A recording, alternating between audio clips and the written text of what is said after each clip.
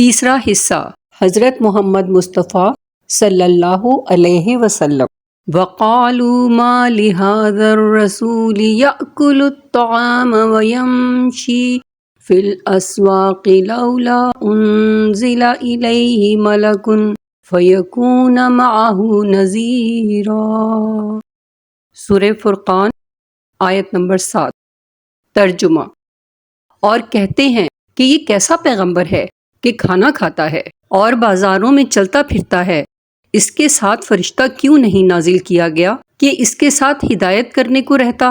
او یلقا الیہ کنز او تکون لہ جنۃ یأکل منہا وقال الظالمون ان تتبعون الا رجلا مسحورا۔ سورہ فرقان آیت نمبر 8۔ ترجمہ۔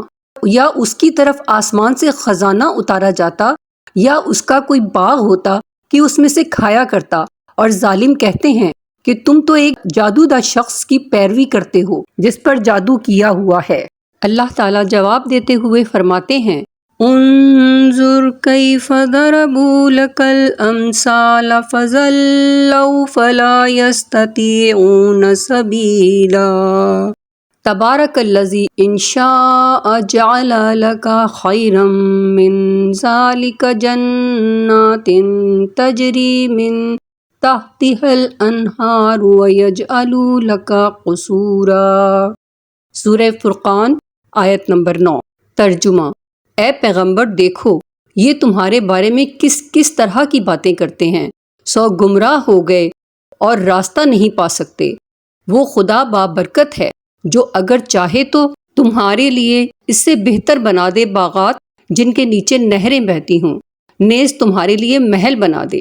وقال الذین لا یرجون لقاءنا لولا انزل علینا الملائکۃ او نری ربنا۔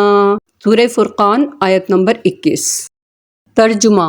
اور جو لوگ ہم سے ملنے کی امید نہیں رکھتے کہتے ہیں کہ فرشتے کیوں نازل نہیں کیے گئے یا ہم اپنی آنکھوں سے اپنے پروردگار کو دیکھ لیں۔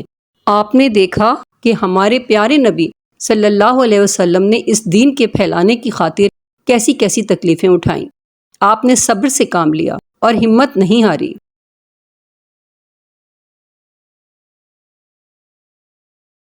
Thanks for watching. Like, share, subscribe.